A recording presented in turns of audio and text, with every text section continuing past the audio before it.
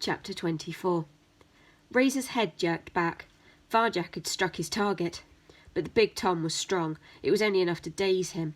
He stepped out of Varjak's reach and shook his head as if he couldn't quite believe he'd been hit. "Enough!" Sally Bones shouted. Varjak looked to the top of the alley, but she wasn't there. "Where did you learn that?" her voice demanded from behind him. He wheeled about.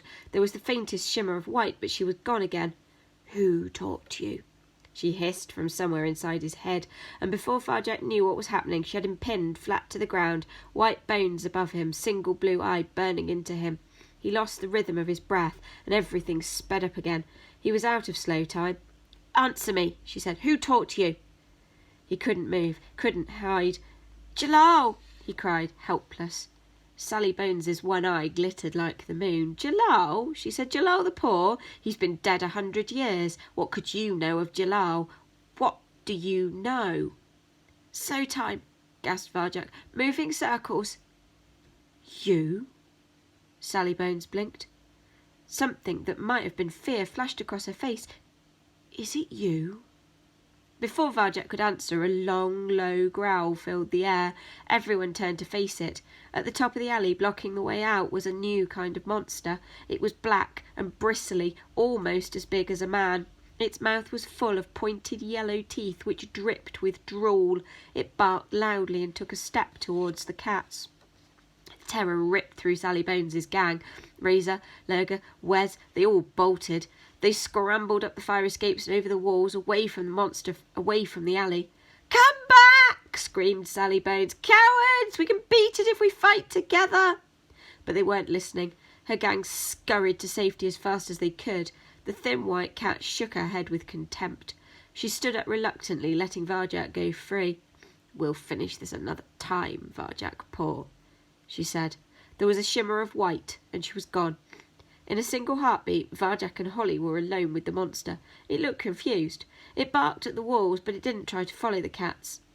"So those Sally Bones stories are true," breathed Holly. She shook her head. "I don't know what was going on back there, but I'd swear you had them worried." Varjak's head was whirling. Sally Bones knew about Jalal. She knew about the way, much more than he did. She wasn't even scared of this monster. "Thanks for keeping quiet about the alleys," said Holly. "Come on. Let's get out of here before it gets us," she urged.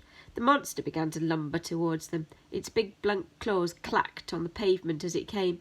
It was incredibly powerful. Even its tail looked as if it could knock them senseless. Varjak focused. What would Jalal do? Second skill, awareness. He looked into its eyes. They were cloudy black. There was pain in those eyes, and there was fear, almost terror in its scent. It barked again, a deafening sound. Varjak didn't flinch. He just kept looking into its eyes. As if he hadn't once stood before a roaring dog, he would have run away. But compared to those metal monsters, this frightened, barking animal was friendly. "What are you doing?" hissed Holly. "Let's go!"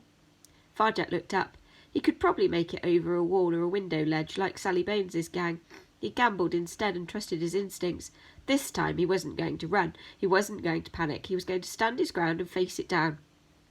"Don't be afraid," he said to the monster in his calmest voice he could manage. It opened its jaws. They were big enough to swallow him whole. "Don't be afraid," he whispered, and then it sprang at him. Slow time, and Holly leapt for cover. Moving circles. But Varjak stood his ground. Shadow walking? Wrong. The monster smashed into him. The world turned upside down, and everything went black.